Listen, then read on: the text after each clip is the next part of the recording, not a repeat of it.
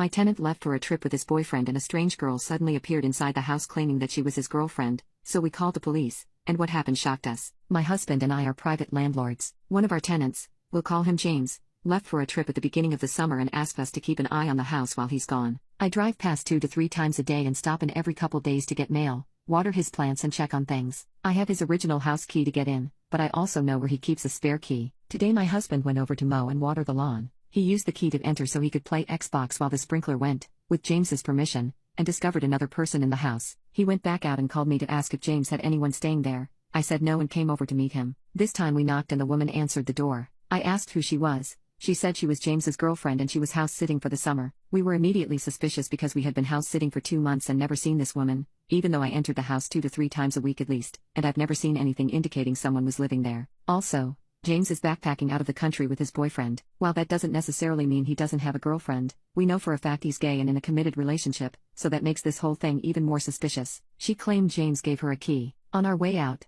hubby checked where James hid his spare key and it's missing when it was there on Wednesday because I used it when I forgot the regular key. She has no proof she even knows James. We asked her if she had any photos or texts on her phone from James proving their relationship and she claimed she doesn't have a cell phone, but a pink-studded iPhone was sitting on the coffee table, and wasn't there on Wednesday. We can't get a hold of James to ask him what's up. It will be another 2 weeks before he calls to check in and he doesn't have reliable service. I left a message with his mom in case he calls her, and she said James has never mentioned a girlfriend to her. He's never had a girlfriend in his life and she's never heard of this girl. She thinks it could be an acquaintance looking for a free place to crash. She offered to sign anything. She has power of attorney for James, to get her out if necessary, but she lives 3 hours away. On one hand, it's not our business who James is seeing or invites to the house. On the other, we have a really bad feeling this girl is here illegally and looking for a free place to live, possibly even trying to steal stuff from the house. Right now the next door neighbor's son is outside discreetly watching the house to report if she tries to steal furniture or anything, but so far all she's done is gone swimming and sunbathe in the backyard. What should we do? Hubby wants to call the police and make her prove she has permission,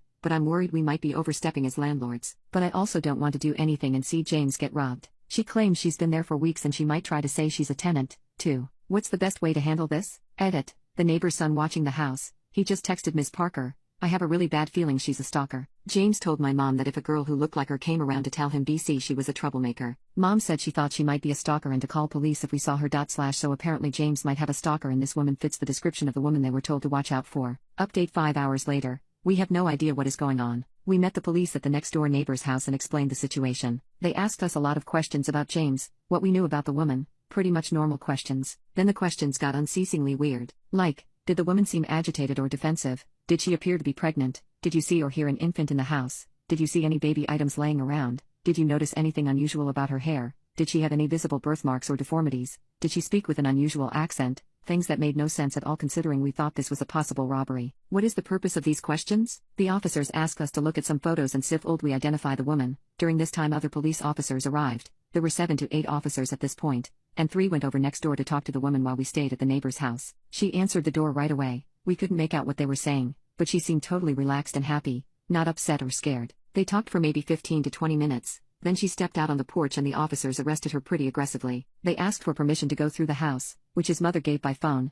and asked my husband to list any closets, storage or crawl spaces. They came back twice asking if there was an attic or a basement and if we had done any recent work on the walls. We had, but they never explained why, or what they were looking for. They also located her blue Ford Fusion parked 3 houses down across the street, which they towed. They did recover the spare key on her person, but they instructed us to replace all of the locks on that key tonight, so we're getting ready to go to Home Depot right now while the neighbor's husband stays in the house. We're also going to look for security cameras. We did mention the possible stalking, but they didn't seem remotely interested in what the neighbor had to say about it. So we have no idea who this woman is, why she was really there, what the police were looking for, what the hell just happened, or what's going to happen next. One officer gave us a business card with his badge number and cell phone number and wrote down the matter number on the back, so he said to expect a phone call in the next few days if they have any more questions. But they were very hush-hush about what was going on and the only thing they would tell us is, it's an ongoing investigation and they can't release any information at this time. They won't even tell us if they think James or his boyfriend are involved. I am freaking the hell out right now. We tried contacting James and his boyfriend for the last few hours with no success. I left him a voicemail to call me back as soon as possible, but I didn't want to break the news by voicemail. Hopefully, he calls me back soon.